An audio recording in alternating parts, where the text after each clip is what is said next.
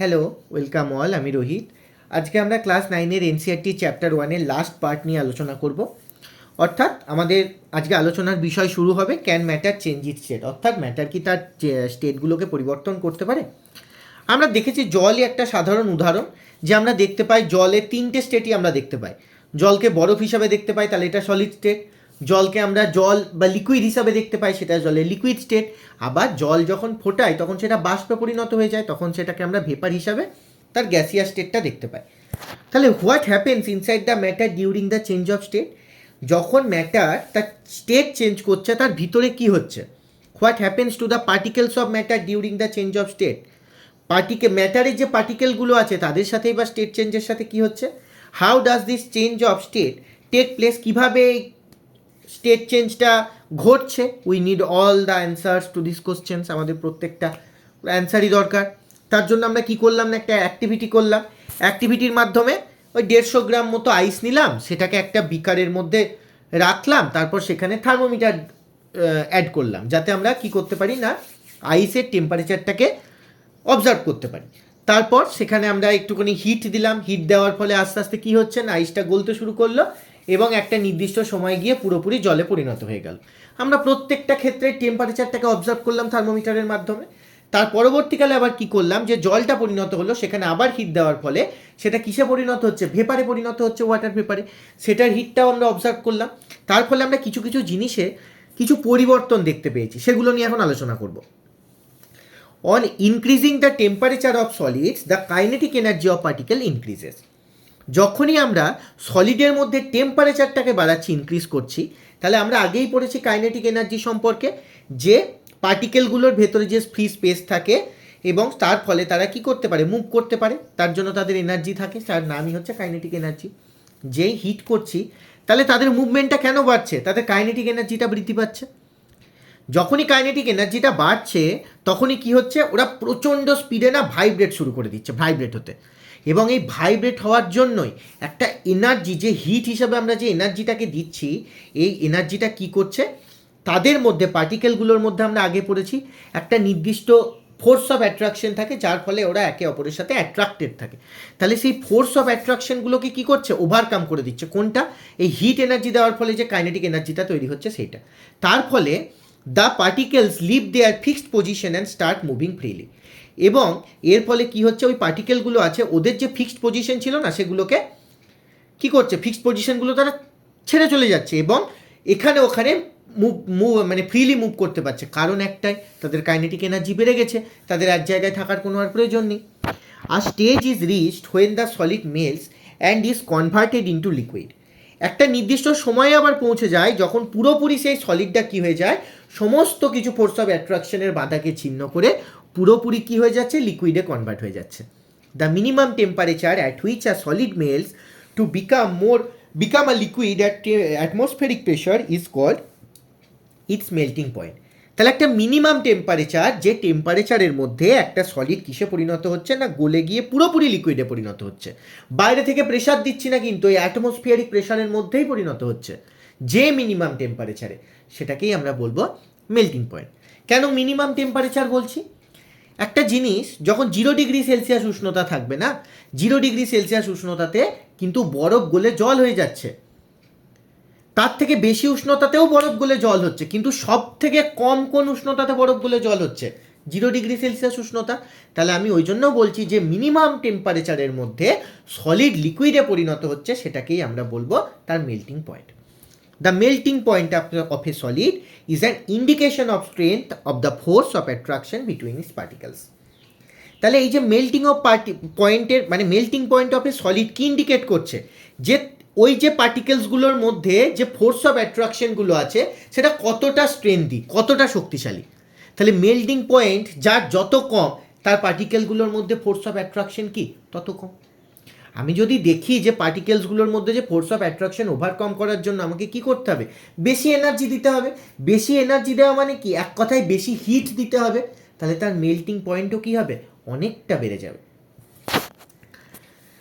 The melting point of ice is 273.15 kelvin. বরফের melting point কি, 273.15 kelvin.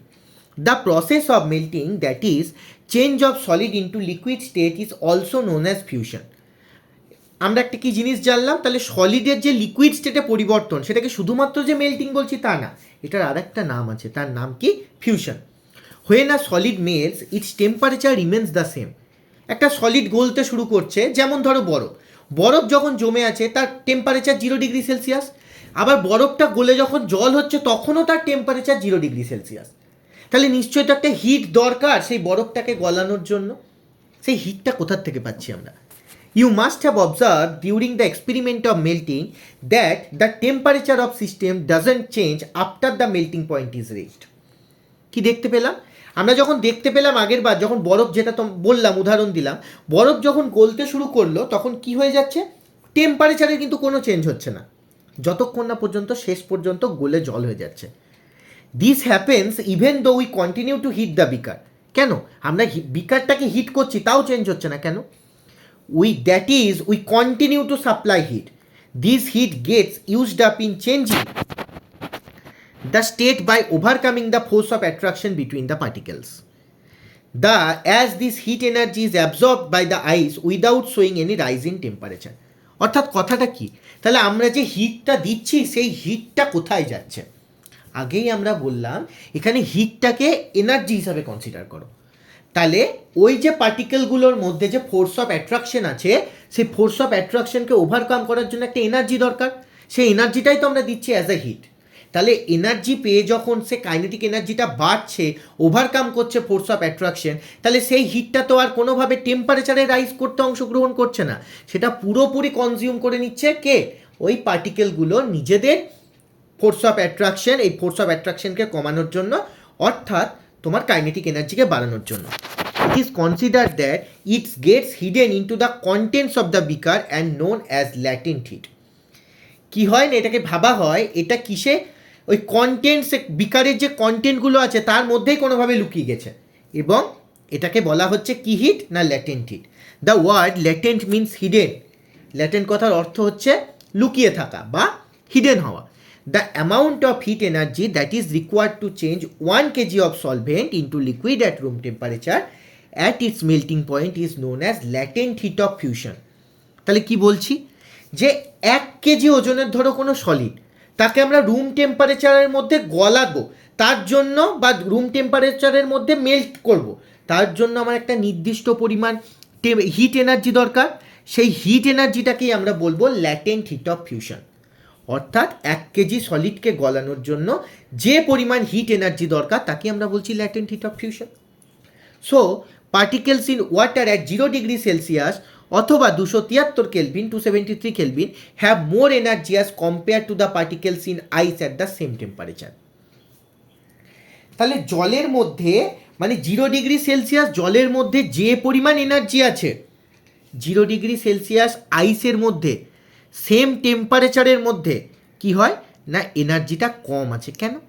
কারণ liquid state তো, তাহলে সেটার মধ্যে তো আমার সলিড স্টেটের থেকে তো কম এনার্জি দরকার তার কাইনেটিক এনার্জিকে বাড়ানোর জন্য। তাহলে সেখানে এনার্জিটা কি দেখতে পাবো? যে পার্টিকেলের মোর এনার্জি হচ্ছে লিকুইড স্টেটে কম্পেয়ার্ড অ্যাজ আইস। ওই একই টেম্পারেচার, একই ওজন, কিন্তু কি সলিডের ক্ষেত্রে এনার্জিটা কম আছে, লিকুইডের ক্ষেত্রে এনার্জিটা বেশি আছে। When we supply heat energy to water, যখন আমরা জলের মধ্যে হিট এনার্জিকে সাপ্লাই করছি, অর্থাৎ জলকে গরম করছি, পার্টিকেল স্টার্ট মুভিং ফাস্টার। কেন? ওই হিট এনার্জিটাকে কনজিউম করে নিচ্ছে, কাইনেটিক এনার্জি বাড়াচ্ছে, ফ্রিলি মুভ করছে, ফাস্টার মুভ করছে। As a certain temperature a point is reached when the particles have enough energy to break free from the forces of attraction each other. যখনই কি হচ্ছে, একটা নির্দিষ্ট পয়েন্ট আসছে, energy, kinetic energy বাড়তে বাড়তে একটা সময় পরে ওদের নিজেদের মধ্যে যে ফোর্স অফ অ্যাট্রাকশন ছিল সেই এনার্জিটাকে কী করছে, ওভারকাম করে যাচ্ছে, এবং তারা ফ্রিলি মুভ করে যাচ্ছে। At this temperature the liquid start changing into gas. তাহলে এবার প্রথমে দেখলাম সলিড একটা নির্দিষ্ট টেম্পারেচারে গেল, তখন কাইনেটিক এনার্জি বেড়ে গেল, একটা নির্দিষ্ট পয়েন্টে সে গলতে শুরু করলো সমস্ত অ্যাট্রাকশন কাটিয়ে দিয়ে। আবার যখন লিকুইড আছে তখন দেখছে একটা নির্দিষ্ট পয়েন্টে গিয়ে সমস্ত ফোর্স অফ অ্যাট্রাকশনকে কাটিয়ে দিয়ে সে কিসে কনভার্ট হয়ে গেল? গ্যাসে কনভার্ট হয়ে গেল। The temperature at which a liquid start boiling at atmospheric pressure is known as boiling point.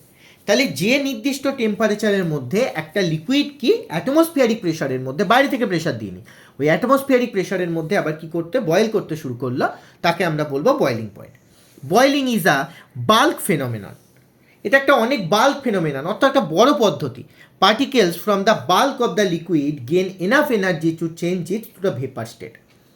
দেখো জলের ক্ষেত্রে টেম্পারেচারটা কত হয় আমরা জানি, 100°C জল ফোটে দিয়ে ওটা বাষ্পে পরিণত হয়। তাহলে 100°C যদি আমি কেলভিনে কনভার্ট করি কত হবে, আমরা জানি সেলসিয়াসকে কেলভিনে কনভার্ট করলে তার সাথে 273 প্লাস করতে হয়। তাহলে 100°C equals to 100 plus 273 kelvin equals to 373 kelvin. তাহলে জলের কি হলো না বয়েলিং পয়েন্ট কত, 373 kelvin. Can you define the latent heat of the vaporization? আমরা ভেপারাইজেশন ল্যাটেন্ট হিট সম্বন্ধে জানতে পারি, do it the same way as we have defined at the latent heat of fusion. তাহলে ভেপারাইজেশনের যে ল্যাটেন্ট হিট আর ফিউশনের ল্যাটেন্ট হিট কি same? Particles in steam that is water vapour at 373 kelvin have more energy than water at the same temperature. আমি কি বলেছিলাম, 0°C জলে যতটা না এনার্জি থাকে জলের পার্টিকেল লিকুইড ফর্মে পার্টিকেলগুলোর মধ্যে, তার থেকে কম এনার্জি থাকে সলিডের, আইসের ক্ষেত্রে। তাহলে নিশ্চয়ই ওয়াটার ভেপারের মধ্যে যে পরিমাণ এনার্জি থাকবে তার থেকে কম এনার্জি থাকবে লিকুইডে জলের মধ্যে। তাহলে সব থেকে বেশি এনার্জিটা কোথায় পাচ্ছি আমরা, গ্যাসিয়াস স্টেটে পাচ্ছি। This is because particles in steam have observe extra energy in form of latent heat of vaporisation. তাহলে ও কী করলো না, এক্সট্রা কিছু এনার্জিকেও খেয়ে নিয়েছে ল্যাটেন্ট হিট অফ ভেপারাইজেশন হিসাবে, কারণ ওর কাছে তো প্রচুর জায়গা। একটা জিনিস যদি সলিড স্টেটকে লিকুইড স্টেট করি কী করতে হবে, হিট দিতে হবে। লিকুইড স্টেটকে আবার গ্যাসিয়াস স্টেটে পরিণত করতে গেলে কী করতে হবে, হিট দিতে হবে। কিন্তু গ্যাসিয়াস থেকে লিকুইড করব, কুল করব, আবার লিকুইডকে সলিড করব, আবার কুল করে নেবো, অর্থাৎ এনার্জিটাকে আমরা নিয়ে নেবো। So we infer that state of matter can be change into another state by changing the temperature. তাহলে আমরা এখান থেকে কি বুঝতে পারলাম, ম্যাটারের যদি স্টেটকে আমরা চেঞ্জ করতে চাই তাহলে কি করব, টেম্পারেচারে চেঞ্জ করলেই মোটামুটি আমরা সেটা করতে পারি। We have learned that substances around us change state from solid to liquid and from liquid to gas on application of heat. তাহলে আমরা কি দেখতে পাচ্ছি, হিটের অ্যাপ্লিকেশনের মাধ্যমে আমরা সলিড থেকে লিকুইড, লিকুইড থেকে সলিড, আবার লিকুইড থেকে গ্যাস অনেক কিছু করতে পারছি। But there are some that change directly from solid state to gaseous change and vice versa without changing the liquid state. আমরা আবার কিছু জিনিস দেখতে পাবো যে ডাইরেক্টলি সলিড স্টেট থেকে গ্যাসিয়াস স্টেট হয়ে যাচ্ছে, আবার গ্যাসিয়াস স্টেট থেকে ডাইরেক্টলি সলিড স্টেট হয়ে যাচ্ছে, লিকুইড স্টেট হয়ে যাচ্ছে। তাহলে আমরা কি করছি না, এখানে মাঝখানে একটা প্রসেসকে আমরা সম্পূর্ণ বাদ দিয়ে দিচ্ছি। তাহলে সেই প্রসেসটা কি, আর change of direct state directly from solid to gas without changing it liquid is called sublimation. অর্থাৎ কোনো কিছু যদি সলিড থেকে ডাইরেক্ট গ্যাসে হয়ে যাচ্ছে, অর্থাৎ মাঝখানে লিকুইড স্টেটটা থাকছে না, তখন আমরা সেই প্রসেসটাকে বলবো সাবলিমেশন। আমরা যদি কর্পূর দেখি, কর্পূর কি, কর্পূর সলিড পদার্থ, কর্পূরকে যদি তুমি বাতাসে রেখে দাও কোনোদিনও লিকুইড হবে না, ডাইরেক্টলি কিসে, গ্যাসিয়াস স্টেটে ভেপারে চেঞ্জ হয়ে যাবে। তাহলে এই যে প্রসেস সলিড থেকে ডাইরেক্ট গ্যাসে, মাঝখানে লিকুইড স্টেট আসছে না, এই প্রসেসটাকে আমরা বলবো sublimation. And the direct change of gas to solid without changing into liquid is called deposition. এবং কি হচ্ছে না, আবার যদি আমরা দেখি গ্যাস যদি ডাইরেক্ট সলিডে পরিণত হয়ে যাচ্ছে, তখন এই প্রসেসটাকে আমরা বলবো deposition. Effect of change of pressure, we have already learn that the difference in various state of matter is due to the difference in distance between the constituent particles. What will happen when the start putting pressure and compress gas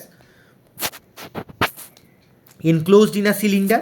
Will the particles come closer? Do you think the increasing or decreasing temperature can change the state of matter? আচ্ছা, applying pressure and reducing temperature can liquefy gases. আমরা কি করতে পারছি, একটা গ্যাসকে যদি প্রচণ্ড পরিমাণে pressure এবং তার টেম্পারেচারকে কমিয়ে দিচ্ছি। ভালো করে জিনিসটা কল্পনা করা যাক যে একটা গ্যাস নিয়েছি বা একটা জায়গায় গ্যাস নিয়েছি এবং গ্যাসের কাছে কি প্রচুর পরিমাণে ফ্রি এনার্জি আছে, আমি তাকে তাহলে তার জায়গাটা অনেকটা বড় জায়গা ফ্রিলি মুভ করার জন্য এবার প্রেশার অ্যাপ্লাই করলাম, অর্থাৎ তার ভলিউমটাকে ছোট করার চেষ্টা করছি। যখনই প্রেশার অ্যাপ্লাই করছি তার জায়গাটা এবার কমে আসছে, তাহলে তার কাছে ফ্রিলি মুভ করার জন্য স্পেসটা আস্তে আস্তে কমে আসছে। ঠিক আছে, যে টেম্পারেচার একটা নির্দিষ্ট টেম্পারেচারে তারা খুব কাইনেটিক এনার্জি তাদের হাই, তারা ফ্রিলি মুভ করছে। যেই আমি টেম্পারেচারটা কমিয়ে নিচ্ছি, তাহলে কি করছি, আমি তাদের কাছ থেকে কোনোভাবে না কোনোভাবে তাদের এনার্জি নিয়ে নিচ্ছি না, তাহলে তাদের কাইনেটিক মুভমেন্ট কমে যাচ্ছে। তাহলে কি হয়ে যাচ্ছে, তখন তারা ডাইরেক্ট গ্যাসে লিকুইডে পরিণত হয়ে যাচ্ছে। তাহলে গ্যাসকে কিভাবে লিকুইডে পরিণত করা সম্ভব, না প্রেশারকে যখন আমি কমাবো এবং টেম্পারেচারকে যখন কমাবো, তখন একটা গ্যাসকে খুব সহজে আমরা লিকুইডফাইড করতে পারি। Have you heard of solid carbon die অক্সাইড? তুমি কি শুনেছ সলিড কার্বন ডাই অক্সাইডের ব্যাপারে?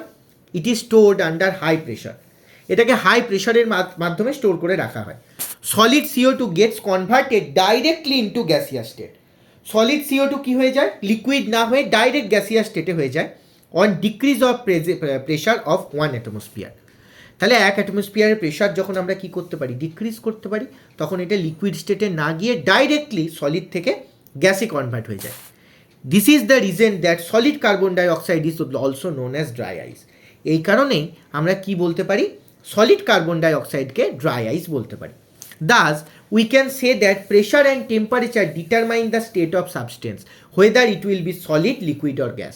তাহলে আমরা এখান থেকে কি বলতে পারলাম, একটা প্রেশার এবং টেম্পারেচার কোনো স্টেট, কোনো সাবস্টেন্সের স্টেটকে ডিটারমাইন করবে, সে সলিডে থাকবে, লিকুইড থাকবে না গ্যাসে থাকবে। সলিডকে আমরা কি করছি, ফিউশন প্রসেসের মাধ্যমে লিকুইড করে দিচ্ছি, আবার লিকুইডকে ভেপারাইজেশনের মাধ্যমে গ্যাস করছি, গ্যাসকে ডিপোজিশনের মাধ্যমে সলিড করছি। ঠিক একইভাবে লিকুইডকে সলিডিফিকেশনের মাধ্যমে সলিড করছি, সলিডকে সাবলিমেশনের মাধ্যমে গ্যাসে পরিণত করছি ডাইরেক্ট, তখন আর লিকুইড থাকছে না। আবার গ্যাসকে কনডেনসেশনের মাধ্যমে আমরা লিকুইডে পরিণত করছি। Evaporation. Do you always need a heat or change pressure for changing the state of matter? আমাদের সবসময় কি হিট বা প্রেশারের চেঞ্জের প্রয়োজন ম্যাটারের স্টেটকে পরিবর্তন করার জন্য? Can you quote some example from everyday life where change of state from liquid to vapour takes place without liquid reaching the boiling point? Water when left uncovered, আমরা যখন জলকে আনকভার্ড রেখে দিই, অর্থাৎ কিছু যখন দিয়ে কভার করে রাখি না, এটা কি দেখি না, একটা স্লোলি চেঞ্জেস ইনটু ভেপার, আস্তে আস্তে ভেপারে পরিণত হয়। আমরা প্রতিদিন লাইফে দেখেছি, ঘরের মধ্যে যদি কোনো জায়গায় জল পড়ে থাকে, আমরা যদি জলটা নাও মুছি, কিছু সময় পর কি হবে, জলটা আস্তে আস্তে শুকিয়ে যায়। কেন হয়ে যায়, কারণ সেটা আস্তে আস্তে ভেপারে পরিণত হয়। এবং সব থেকে বড় উদাহরণ হচ্ছে আমাদের ভিজে জামা কাপড়।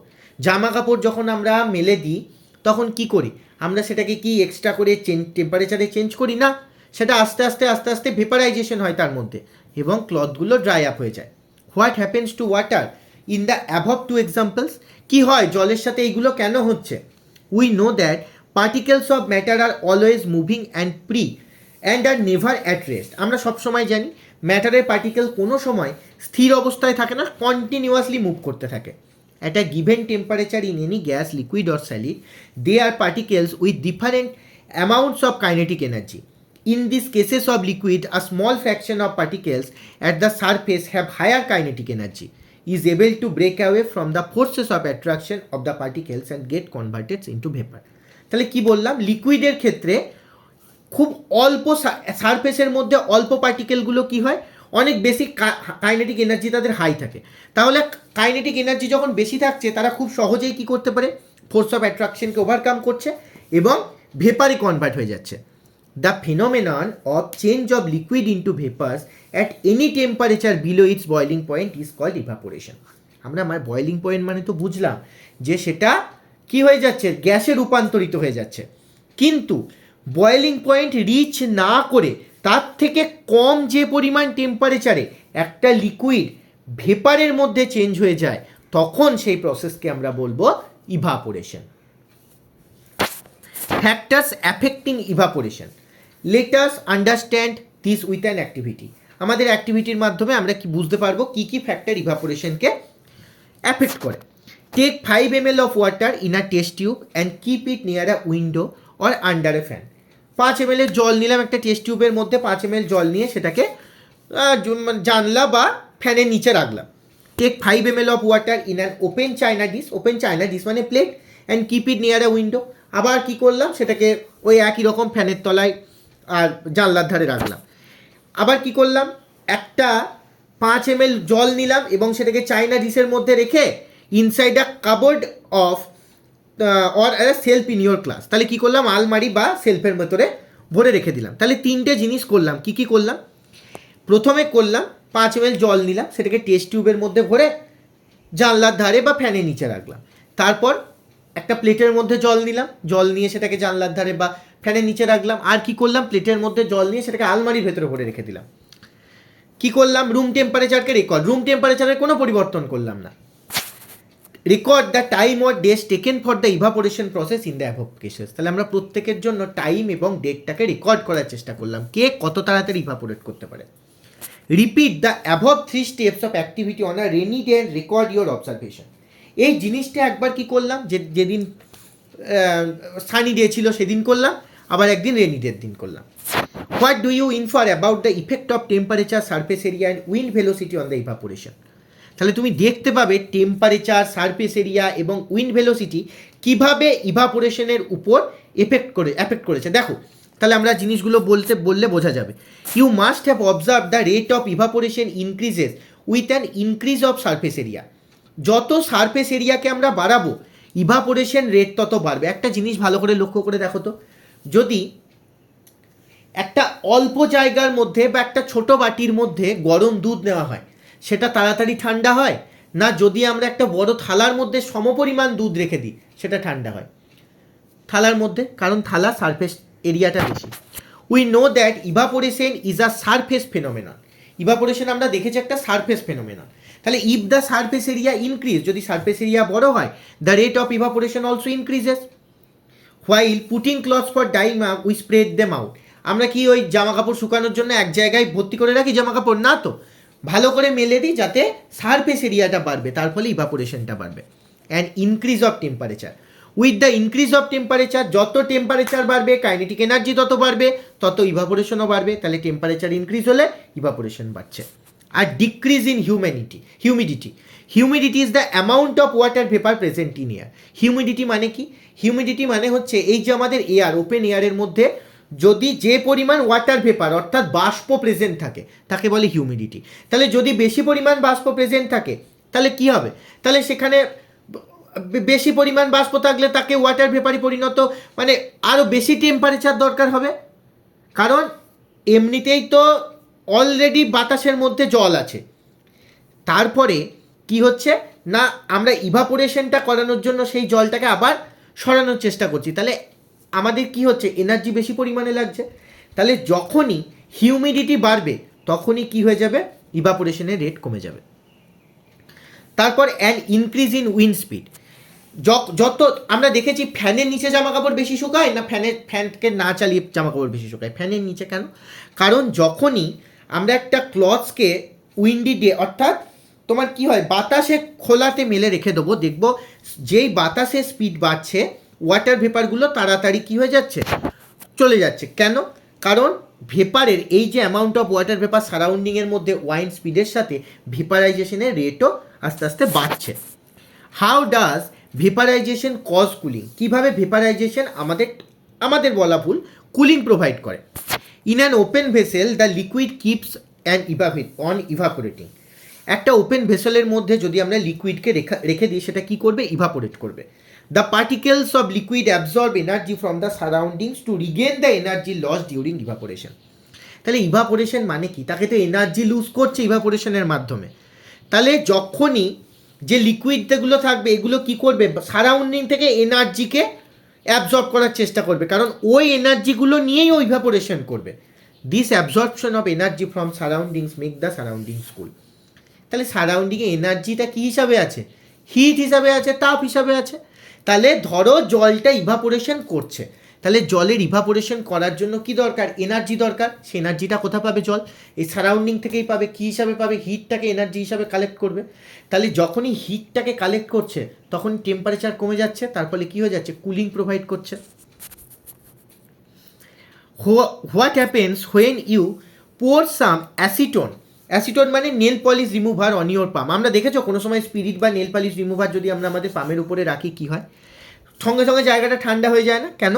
কারণ ওই যে পার্টিকেলগুলো আছে আমাদের ওই হাতের তালু থেকে, ওরা কি করছে, এনার্জি কালেক্ট করছে, টেম্পারেচার হিটটাকেই কালেক্ট করছে এনার্জি হিসাবে। তাহলে ফলে আমাদের সেই অংশটার টেম্পারেচারটা কমে যাচ্ছে, আমাদের ঠান্ডা মনে হচ্ছে। After a hot sunny day people sprinkle water on the roof or open ground because the large latent heat of vaporization of water helps to cool the hot surface. দেখি না আমরা গরমকালে কি করি, ছাদের মধ্যে জল ছিটাই। জল কেন ছিটাই? যখন জল ছেটাবো তখন ওই জলটা কি করবে, ভেপারাইজ করবে। ভেপারাইজ করার চেষ্টা করতে গেলে ওকে হিটটা কোথার থেকে নিতে হবে, সারাউন্ডিং থেকে নিতে হবে।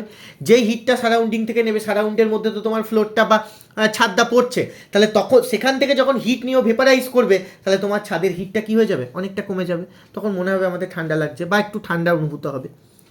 Can you cite some more example from the daily life when we are feel effect of cooling due to evaporation?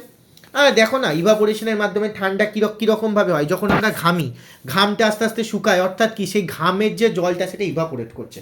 তাহলে ইভাপোরেট করতে গেলে কোথার থেকেও টেম্পারেচার বা এনার্জি নেবে, তোমার বডি থেকে নেবে। যে তোমার বডি থেকে নিল, তোমার বডিটা কি হলো, মনে হলো হালকা ঠান্ডা হচ্ছে, কারণ তোমার বডির হিটটা তো আস্তে আস্তে কমছে। Why should we wear cotton clothes in summer? কেন আমরা গরমকালে কটন ক্লথ পরি? During summer we perspire more because the mechanism of our body which keeps us cool. We know that during the evaporation the particles at the surface of liquid gain energy from the surroundings or body surface and change into vapor. তাহলে আমাদের body থেকে কি করছে, energy collect করছে। Energy collect করার পরে যে জলগুলো বেরোচ্ছে, সেই জলগুলো কি করছে, ভেপারাইজ হচ্ছে। তার ফলে আমাদের বডির কি হয়, টেম্পারেচারে চেঞ্জ হয়। The heat energy equal to the latent heat of vaporization is absorbed from our body, leaving the body cool. Cotton, being a good absorber of water, helps the absorbing sweat and exposing it atmosphere easy evaporation. তাহলে cotton কি করে, good observer of water, জলকে খুব ভালোভাবে শুষতে পারে। তার ফলে আমাদের বডি থেকে জলগুলো শোষার জন্য ইভাপোরেশন ভালো হচ্ছে। ওই জন্য কী হয়, আমাদের কটন ইউজ করি আমরা। Why do you see water droplets on the outer surface of the glass containing ice cold water? যখন দেখবা গ্লাসের মধ্যে ঠান্ডা জল লাগবে, দেখবে গ্লাসের বাইরেটাও জল জল করছে। কেন? কারণ let us take some ice cold water in a tumbler. Soon we will see water droplets on the outer surface of the tumbler. The water vapor present in the air on coming in contact with cold glass of water lose energy and gets converted into liquid state. তাহলে যখনই কি হচ্ছে, ঠান্ডা জল cold glass of water যখন ঠান্ডা জলের গ্লাসের সংস্পর্শে আসছে, এনার্জিটাকে লুজ করছে। যে এনার্জি লুজ করছে কি হচ্ছে, লিকুইড স্টেটে পরিণত হচ্ছে, যেটাকে আমরা ওয়াটার ড্রপলেটস হিসাবে গ্লাসের বাইরে দেখতে পাই।